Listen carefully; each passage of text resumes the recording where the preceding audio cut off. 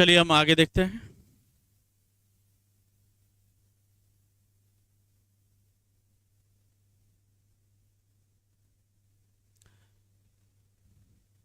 देखते हैं अब, डेरियस कोडोमेनस को पराजित करने के बाद सिकंदर ने ईरान की राजधानी पर्सिपोलिस को ध्वस्त कर दिया था। ठीक है, आपका ये आपको मैंने बताया था ना, ईरानी शासक था, कौन था? डेरियस कोडोमेनस। इसको किस युद्ध में हराया उसने? गोगमेला या अरवेला के युद्ध में। कब हुआ युद्ध? 330 ईस्वी पूर्व में। इस युद्ध में इसने ईरान का जो शासक था डेरियस कोडोमेनस, इसको हरा दिया सिकंदर ने। और उस समय ईरान की राजधानी थी पर्सपोलिस। उसको हराने के बाद उसने पूरा निगे जितना भी ईरानी साम्राज्य था उस पर अधिकार हो गया। किसका अधिकार हो गया? सिकंदर का अधिकार हो गया। तो आप देखते हैं, ये देखिए, ये यहां से लेकर के ये आपका बिल्कुल ये कलर दिखाई दे रहा ना, ये वाला कलर, ये आपका पूरा उसी का साम्राज्य है। किसका? सिकंदर का। आप देख पा रहे होंगे ये कलर है, ये वाला पूरा आपका, ये देखिए यहां से लेकर के कितना बड़ा साम्राज्य है उसका। ये देखिए आपका बहुत बड़ा साम्राज्य है, ईरान में, इराक में, आपका तुर्की में, और इधर आपका ये पूरा जाकर के और यहाँ इजिप्ट तक, यानी कि आपका मिस्र तक उसका अधिकार हो जाता है। और ये आपका भारत में भी इसका शामिल क्षेत्र है, ये वाला। ठीक है, ये वाला आपका क्षेत्र है। तो ये इतना बड़ा साम्राज्य उसका 323 बीसी उस समय उसके डेथ के समय का है ये पूरा एम्पायर। ठीक है, चलिए देखिए, जो चीजें आपको पिक्चराइजेशन में एकदम से क्लियर हो जाती है ना, उस दिमाग में सेट हो जाती है। एक मैं बार बार बोलता रहूं कि साहब ये इतना बड़ा साम्राज्य था, है ना, उसने ईरान को जीता, तो कहाँ ईरान है? तो यहाँ ईरान है। कहाँ हिंदुस्तान है? ये हिंदुस्तान है। तो सारी चीजें आपके दिमाग में सेट हो जाते हैं। चलिए, हाँ, सिकंदर ने एक नया शहर बसाया था, अलेक्जेंड्रिया ऑफ द एराकोसियंस। ठीक है, जो अब कहां पर है? कांधार के नाम से प्रसिद्ध है। मतलब पहले जो उसने नगर बसाया है वो कांधार ही बसाया था, लेकिन उस समय कांधार नाम नहीं था इसका। कांधार कहां पर है? ये वर्तमान में अफगानिस्तान में है। काबुल, कांधार, ये ना अफगानिस्तान में है।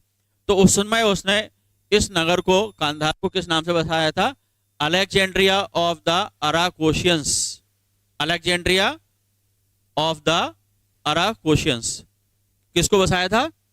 कांधार को बसाया था। ठीक है, 328 वीसी में तक, यानी कि सिकंदर ने समस्त ईरानी साम्राज्य और वर्तमान अफगानिस्तान को जीत करके आपका ईरान का महान सम्राट की पाई धारण की। ठीक है, कब? 328 वीसी, मतलब 330 में वो युद्ध में जीतता है। किससे? ईरान के शासक, क्या नाम? डेरियस कोडोमेनस को हरा करके। फिर उसके बाद छोटे छोटे राजा हैं उनको सबको यानी कि हरा करके पूरी तरह से फाइनली 328 ईस्वी पूर्व में ईरानी साम्राज्य पर और वर्तमान का अफगानिस्तान वो उसमें शामिल था, क्योंकि बिल्कुल ईरान से सीमा ही तो लग रही है अफगानिस्तान की, तो वहां तक यानी कि उसको जीत लेता है। इसके बाद फिर वो आगे बढ़ता है, हिंदुस्तान की तरफ बढ़ता है। क्या? हिंदुस्तान पर आक्रमण के लिए बढ़ता है। कब करता है आक्रमण वो? हिंदुस्तान पर कब आक्रमण करता है? आज चलिए पहले इसको हम देखते हैं कि वो आक्रमण करने की इच्छा क्यों थी, क्यों उसने आक्रमण किया, भारत पर आक्रमण करने की वजह क्या थी। ठीक है, पहली तो उसकी आकांक्षा यही थी कि विश्व विजेता बनना चाहता, पूरी दुनिया को जीतना चाहता था। हालांकि उस समय दुनिया को तो नहीं जीत पाया, लेकिन उसकी जानकारी में जो जो क्षेत्र थे उन्हीं को जीत पाया, वो उसके लिए दुनिया हो गई, है ना। क्योंकि उस समय दुनिया को जीतना तो बहुत बड़ी बात थी, क्योंकि इतने यातायात के साधन भी नहीं थे, संचार के साधन भी नहीं थे, तो आसपास के क्षेत्रों को जीत लेना भी यही माना जाता था कि बहुत बड़ी दुनिया को जीत लिया उसने। ठीक है, तो उसने विश्व विजेता बनने की उसकी अभिलाषा थी। सबसे पहले तो क्या विश्व विजेता बनना चाहता था। दूसरा, धन प्राप्त करने की इच्छाएं थी, क्योंकि ज्यादा से ज्यादा पैसा इकट्ठा करना चाहता था। क्यों? क्योंकि ज्यादा पैसा आएगा तो ज्यादा और हम इनकी साम्राज्य विस्तार कर लेंगे। और हिंदुस्तान के बारे में पहले ही से सुन लिया था उसने कि यहाँ पैसा बहुत है। किन लोगों से? ईरानी लोगों से, क्योंकि ईरानी लोगों ने भी यहाँ से खूब पैसा कमाया था।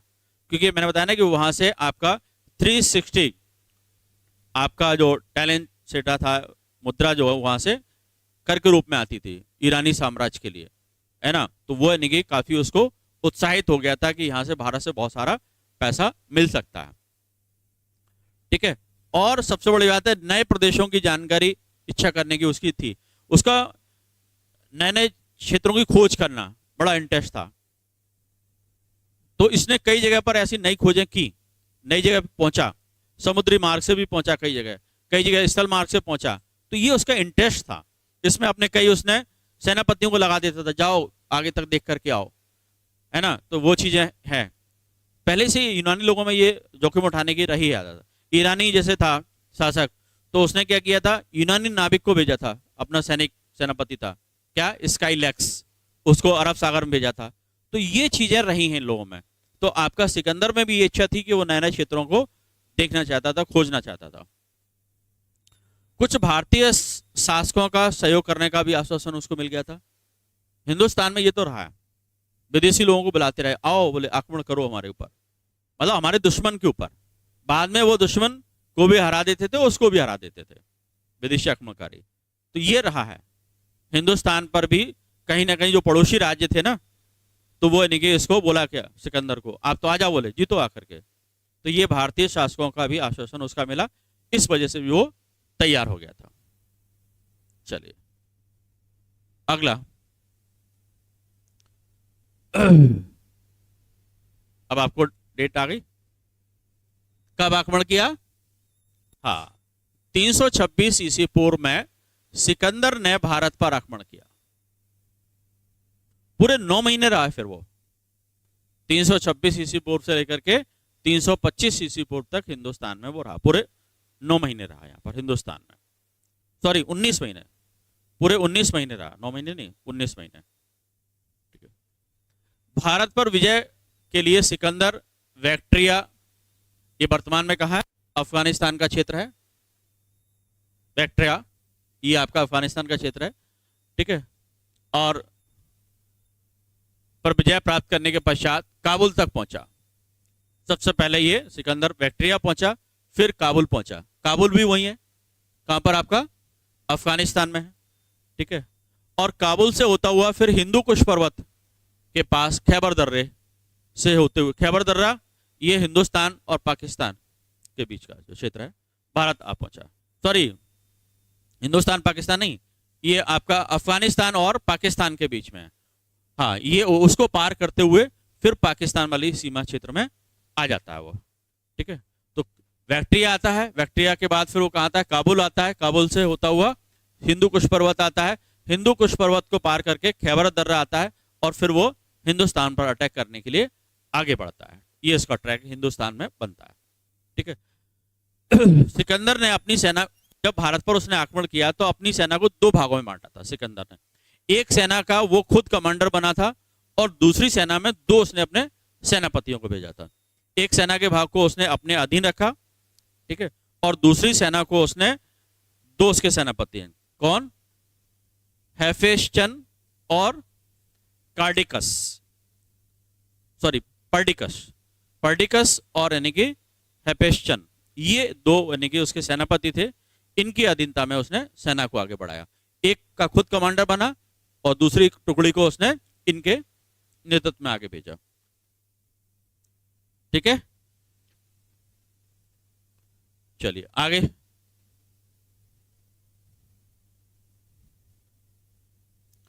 भारत अभियान में सिकंदर जिस सेना का नेतृत्व कर रहा था उसे कपिसा और तक्षशिला के बीच में बसी हुई अनेक लड़ाकू जातियों से युद्ध करना पड़ा। ये कपिसा आपका जो है ना, हिंदू कुश पर्वत के पास में ही, बिल्कुल हिंदू कुश पर्वत के पास में है क्या? कपिसा। उससे आगे फिर ये आपका जो तक्षशिला वाला जो क्षेत्र है, जो आज वर्तमान में तक्षशिला कहां पर है? पेशावर के पास में, पाकिस्तान में। तो कपिसा से लेकर के और आपका कहां तक? गांधार तक, यानी कि तक्षशिला तक। ये बीच में कई लड़ाकू जातियां थी, तो पहले शुरुआत में उनसे लड़ाकू जातियों से युद्ध हुआ उसका, किसका? सिकंदर का। तो उन लड़ाकू जातियों को उसने हराने के बाद फिर वो आगे बढ़ता है। समझ रहे ना आप? उसका ट्रैक पूरा समझ में आ रहा है आपको? पहले वो ईरान तक आता है, ठीक है। ईरान के बाद फिर वो कहाँ आता है? बैक्ट्रिया आता है, फिर काबुल आता है, काबुल से फिर आगे कहाँ बढ़ता है? हाँ जी, हिंदू कुश पर्वत तक जाता है। फिर वहां पर आकर के आपका जो खैबर दर्रा है उसको पार करता है। खैबर दर्रे को पार करके फिर यहीं से उसकी लड़ाई शुरू हो जाती है। यहीं कपिसा है, कपिसा से लेकर के और तक्षशिला के बीच में कई यानी कि लड़ाकू जाती हैं, उनसे उसका लड़ाई यानी कि सीमा पर उससे लड़ाइयां होती हैं। किसकी? सिकंदर की। आगे लेकिन हराता हुआ आगे बढ़ जाता है वो, ठीक है। सिंधु पार करने से पहले सिकंदर ने कुछ स्थानीय शासकों की मदद से एओ नॉर्स के सुदृढ़ गढ़ को विजित करके, ये इसका यहाँ का शासक था शशिगुप्त को यहाँ का शासक नियुक्त कर दिया। सिंधु नदी को पार करने से पहले सिकंदर ने क्या किया था? कुछ स्थानीय शासकों की मदद से किसको? एओरनॉस के सुदृढ़ गढ़ को विजित करके और वहां शशिगुप्त को वहां का शासक नियुक्त कर दिया था। शशिगुप्त वो था जिसने इसको सहायता की थी, ये हिंदुस्तानी था, ठीक है। इसने यानी कि किसके खिलाफ? एओरनॉस के खिलाफ यानी कि सहायता की थी। तो उसमें जाकर के शशिगुप्त को वहां का शासक बना दिया। किसने? सिकंदर ने, ठीक है। ये सिंधु नदी से आगे का है। अब सिंधु नदी को पार करेगा, सिंधु नदी को पार करके फिर वो आगे बढ़ेगा, झेलम तक जाएगा, ठीक है। सिकंदर ने सर्वप्रथम अलीशांग कुदार घाटी में, कौन सा? अलीशांग कुदार घाटी में निवास करने वाली कौन सी? अश्व जाति या अश्वक जाति, इसको यानी कि वहां यूनानी लोगों ने क्या कहा है इसको? अस्पोसियोई, जिसको यहां अश्वक जाति कहा जा रहा है, उसको वो लोग क्या कह रहे हैं? अस्पोसियोई, ठीक है। इसको यानी कि हरा दिया इसने। किसने हरा दिया? सिकंदर ने हरा दिया। ये कहां पर निवास करती थी? आलीसांग कुदार घाटी में। कौन सी जाति? अश्वक जाति, ठीक है। सिकंदर ने तक्षशिला के राजा आम्बी को युद्ध में पराजित किया और इसके बाद आम्बी सिकंदर का सहयोगी हो गया। ये हिंदुस्तान में उसका दो बड़े राजाओं से मुकाबला हुआ, इनमें एक उसका आम्बी भी था। लेकिन आम्बी ने बहुत ज्यादा संघर्ष नहीं किया, मतलब एक तरह से उसकी शक्ति के आगे नतमस्तक ही हो गया, ये मान के चलो। हल्का फुल्का युद्ध किया और बाद में वो परास्त हो गया। कौन? आम्बी, तक्षशिला का राजा, और वो सिकंदर का सहयोगी बन गया। और फिर आगे के जितने भी आक्रमण उसने किए, किसने? सिकंदर ने किए भारत पर, उनमें वो पूरा उसका अपनी सेना लेकर के साथ में रहा। उसका फायदा भी मिला बाद में। क्या फायदा मिला? कि जब वो लौट करके गया ना, कौन? सिकंदर, तो अपने राज्य का बहुत बड़ा भाग आम्बी को दे करके गया था।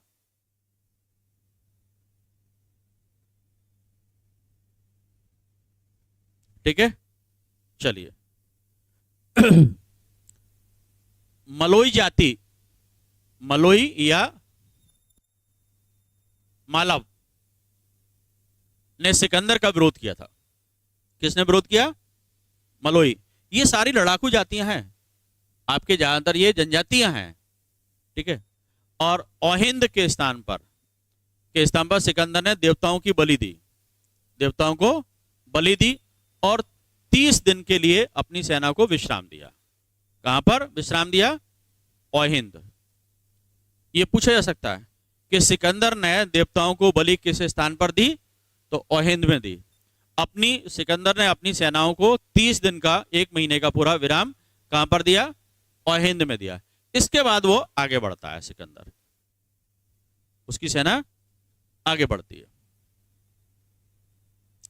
तो आगे बढ़ती है तो किससे युद्ध होता है? झेलम तक पहुंच जाता है। वो उसने सिंधु पार कर ली, अब झेलम पर पहुंचा। तो झेलम में उसका युद्ध हो रहा है। किससे हो रहा है? पौरस से हो रहा है। ये पौरस का देख रहे हैं, हाथी यूज करता है, ये पौरस की सेना है। इधर से घोड़े आ रहे हैं, ये सिकंदर की सेना है। तो ये सिकंदर और पौरस का युद्ध झेलम नदी के किनारे हो रहा है। ठीक है, चलिए। सिकंदर और पोरस का युद्ध कब हुआ है? 326 बीसी में, 326 ईसी पूर्व में झेलम नदी के किनारे हुआ, जिसे क्या कहा जाता है? वितस्ता का युद्ध या हाइडेस्पिस का युद्ध। क्योंकि हमारे प्राचीन ग्रंथों में यानी कि ऋग्वेद में झेलम नदी को क्या कहा गया है? वितस्ता कहा गया है। वहीं यूनान में इसको क्या कहा गया है? हाइडेस्पिस कहा गया है। ये इसका नाम यूनान में हाइडेस्पिस है। किसका? झेलम का। ठीक है। सिकंदर बहुत बहादुरी से मुकाबला किया और पोरस ने और ज्यादा बहादुरी से मुकाबला किया। सिकंदर के खिलाफ पोरस बहुत भारी पड़ रहा था, बहुत भारी पड़ रहा था। लेकिन बाद में क्या हुआ कि बरसात एकदम से तेज बहुत हो गई। तो तेजी से बरसात होने की वजह से क्या हुआ कि आपकी सिकंदर की सेना फंस गई। सिकंदर की सेना क्या हो गई? फंस गई। और सिकंदर की सेना फंस गई, सॉरी उसकी पोरस की सेना दलदली क्षेत्र में फंस गई। और वहां पर क्या हुआ कि फिर उसके जो हाथी थे ना, वो घायल होने लगे। पोरस की सेना के हाथी वो पीछे की तरफ भागने लगे, तो उसने अपने सैनिकों को ही घायल करना शुरू कर दिया। तो एक तरह से देखा जाए कि सिकंदर जो था ना, जीती हुई बाजी, सॉरी वो पोरस जो था ना, मतलब जीती हुई बाजी हार गया। और पोरस यानी कि सिकंदर के कब्जे में आ गया। उसको अरेस्ट कर लिया सिकंदर ने, किसको? पोरस को। जब पोरस को वो सामने लाया गया, सिकंदर ने पूछा कि अब बोलो तुम्हारे साथ क्या सलूक किया जाए, मार दिया जाएगा, छोड़ दिया जाए? किसने कहा? सिकंदर ने। फिर उसका जवाब देखो, मतलब वो अरेस्ट है, सिकंदर के दरबार में खड़ा हुआ है पोरस, उसकी निर्दरता देखो, निर्भीकता देखो, डरता नहीं है। क्या बोलता है कि जो एक राजा दूसरे राजा के साथ सलूक करता है। इतना इंप्रेस हुआ, और उससे ज्यादा उसकी पत्नी इंप्रेस हुई। उसने खड़े होकर के उसके राखी बांध दी। किसको? पोरस को भाई बना लिया कि ये बहादुर है। मतलब दुश्मन सेना पूरी लगी हुई है, दुश्मन का राजा है और सब कुछ, राजा है, सेनापति, सब कुछ है, सब लोग खड़े हुए हैं, फिर भी बड़े निर्भीकता से आंसर देता है। क्या कहता है? कि जो एक राजा दूसरे राजा के साथ शुरू करता है, वो आप हमारे साथ करो। बड़ा प्रभावित हुआ, उसने अपना दोस्त बना लिया और बोले कि उसको भी राज्य उसका वापस कर दिया पूरा, कि तुम्हारा राज तुम्हारे पास, बस ये कि तुम हमारे मित्र बने रहो। तो ये होता है, मतलब वो एक विजेता दूसरे विजेता को समझता है कि ये भी, यानी कि देखा जाए तो जीत गया था पोरस, मैंने कहा ना लगभग, लेकिन बस वही है कि प्रकृति ने उसको हरा दिया।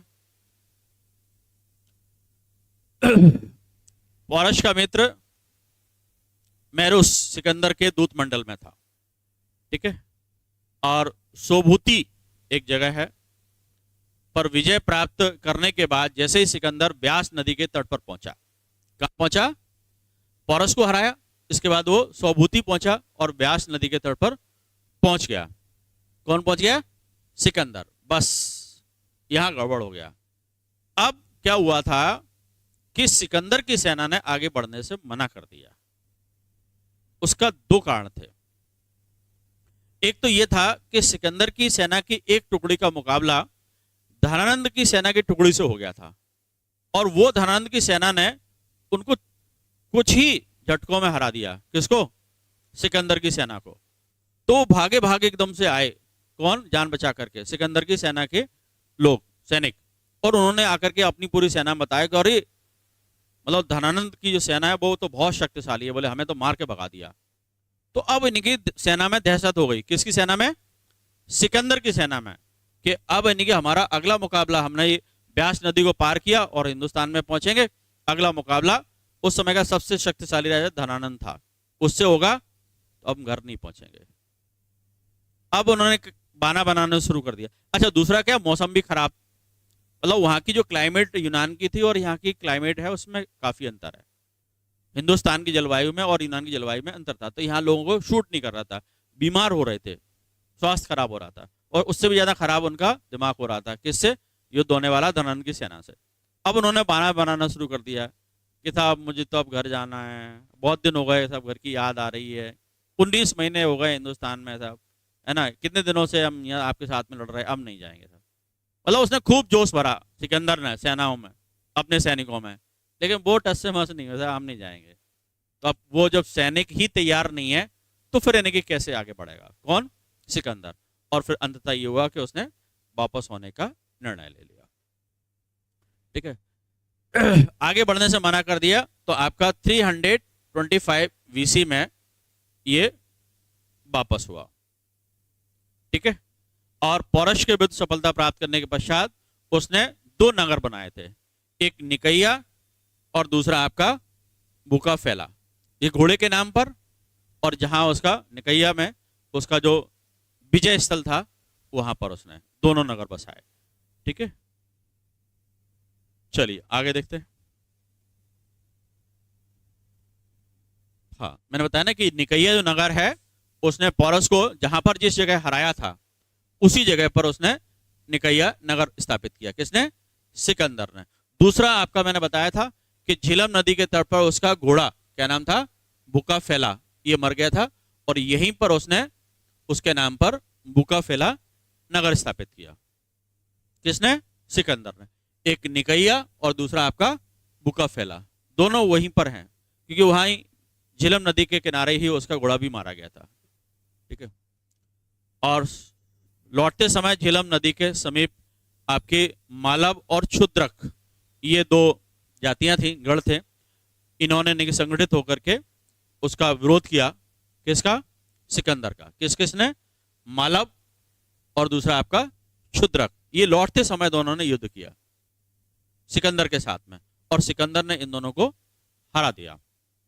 सिकंदर बुरी तरह से घायल हुआ और सिकंदर के विजय अभियान की अंतिम विजय उसकी कहां पर थी?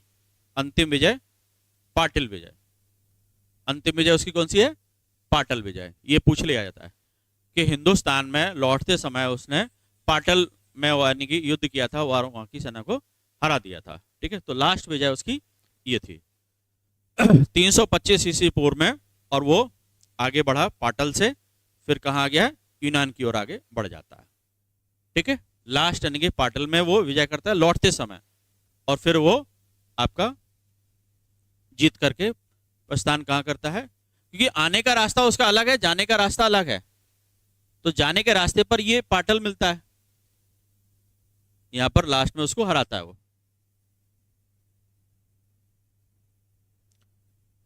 हाँ, सिकंदर अपने विजित प्रदेशों में से सिंधु के पश्चिम भाग, ये अपने सेनापति किसको? फिलिप, बैटन और निकेटर, इनको देता है। 3 सेनापतियों को। कौन कौन सा? आपका फिलिप, बैटन और निकेटर, इन तीनों को देता है। निकेटर का बिल्कुल हिंदुस्तान से लगा हुआ क्षेत्र उसको देता है, और इसके जो आपके सिंधु नदी के पूर्व का क्षेत्र है ये पौरस को देता है, आम्बी को देता है और अभिसार को देता है। जिसके नजदीक जो पड़ता है, पौरस का उसने पूर्व राज वापस कर दिया था, आम्बी का भी कर दिया था। ठीक है, और ये अभिसार, ये 3 यहां पर यानी कि छोड़ करके गया। 3 लोगों को सिंधु नदी के उधर का छोड़ के गया, पश्चिम भाग का, और पूर्व का इनको दे करके गया। ठीक है, मतलब ये कह सकते हैं कि आपका जो पाकिस्तान वाला क्षेत्र था वो यानी कि आपका ये हिंदुस्तानी वाले क्षेत्रों में, और आपका जो वर्तमान में अफगानिस्तान वाला क्षेत्र है, अफगानिस्तान वाला, वो यानी कि इसको दे करके गया, इन तीनों को, फिलिप, पैटर्न और निकेटर को। ठीक है, चलिए 323 यानी कि 323 ईस्वी पूर्व में बेबीलोन में सिकंदर की मृत्यु हो जाती है। सिकंदर की मृत्यु कहां होती है? बेबीलोन में होती है। और इसकी मृत्यु कैसे होती है? पूरी दुनिया को जीत करके आया लेकिन मच्छर से हार गया। हाँ जी, क्योंकि मच्छर ने काटा, मलेरिया हो गया, मर गया। तो ये विश्व विजेता आपका मच्छर से हार गया, मलेरिया की वजह से उसकी डेथ हो गई, वो स्वास्थ्य उसका बहुत खराब हो गया था, घायल भी हो गया था, है ना। तो ये सिकंदर की बेबीलोन में मृत्यु हो गई। यहीं पर इसकी कब्र है, बेबीलोन में। ठीक है, सिकंदर के बाद भारत में कुछ लेखक भी आए, इनके द्वारा लिखे गए विवरण अधिक प्रमाणित और विश्वसनीय है। इसके माध्यम से भारतीय इतिहास का निर्माण किया गया है। इनमें से प्रमुख लेखक आपका नियार्कस, है ना, नियार्कस और नेसिक्रेटस और अरिस्टोब्यूलस। ये आपके नियार्कस, नेसिक्रेटस और अरिस्टोबुलस, ये वो लोग हैं जो यानी कि हिंदुस्तान में उसके साथ में आए थे। ठीक है,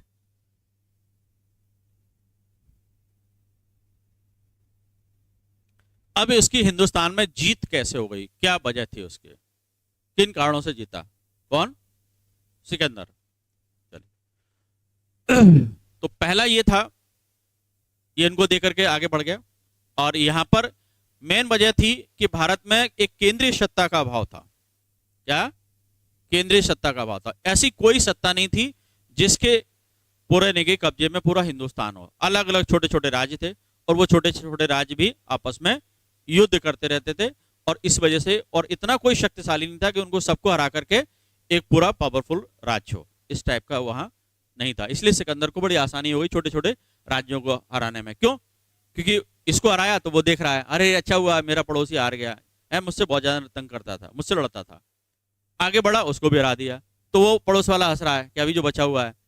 ये नहीं सब इकट्ठे हो जाएं और इकट्ठे होकर के उसका मुकाबला करें। भाई आपस में लड़ते ना, ठीक है, घरेलू लड़ाई है, लेकिन बाहर के व्यक्ति को तो नहीं आने दें। लेकिन इतनी समझदारी हिंदुस्तान के लोगों ने कभी नहीं दिखाई। ठीक है, इसको कंप्लीट कर लेते हैं। भारत में 28 स्वतंत्र शासन शक्तियों का अस्तित्व था। कितने थे उस समय? 28 छोटे छोटे राज्य था जो सिकंदर भारत पर आया था। ठीक है, और किसी एक केंद्रीय सत्ता के अधीन नहीं थे और आपस में ये युद्ध लड़ते रहते थे। सिकंदर ने इन पर आसानी से विजय प्राप्त कर ली। कितने? 28 राज्य जो भारत के उत्तर पश्चिम सीमा क्षेत्र में थे।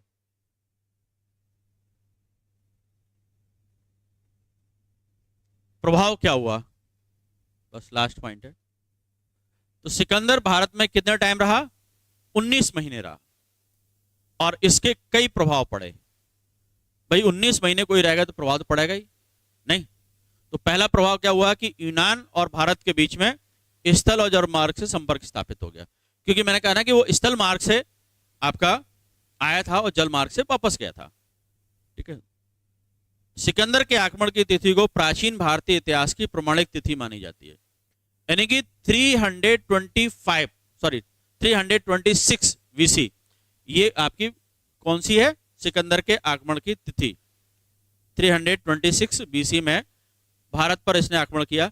तो हिंदुस्तान का जो इतिहास लेखन है वो इस डेट से होता है, यानी कि प्रमाणिक तिथि यही मानी जाती है। तो पूरा इससे पहले की घटनाएं क्या थी और इसके बाद की घटनाएं क्या थी वहां से फिक्स होता है। चलिए, सिकंदर ने कई नगरों की स्थापना की। सिकंदर ने कई नगरों की स्थापना की जिसमें आपका एक निकैया और बुकाफेला भी है। ठीक है, और यूनानियों से छत्र प्रणाली की शुरुआत हुई। स्त्री अंगरक्षक रखना प्रारंभ किया। सिक्कों के निर्माण की कला सीखी इन्होंने। किससे? यूनानी लोगों से। किसने? हिंदुस्तानी लोगों ने। ठीक है, और भारतीयों ने यूनानियों से ज्योतिष भी सीखा। मतलब ज्योतिष का उन्हें बहुत अच्छा ज्ञान था। किनको? यूनानी लोगों को। ठीक है, और चिकित्सा का भी ज्ञान था इनको बहुत अच्छा। यूनानी पद्धति आज भी हिंदुस्तान में चलती है। हमारा आयुर्वेद और इनका यूनानी चिकित्सा पद्धति बहुत अच्छी थी। तो इनका भी यूनानी चिकित्सा पद्धति आज भी हिंदुस्तान में अपनाई जाती है। ठीक है, और भारत का उत्तर पश्चिम क्षेत्र लगभग 200 वर्षों तक यूनानियों के अधिकार क्षेत्र में रहा। ठीक है, कितने सालों तक? 200 सालों तक।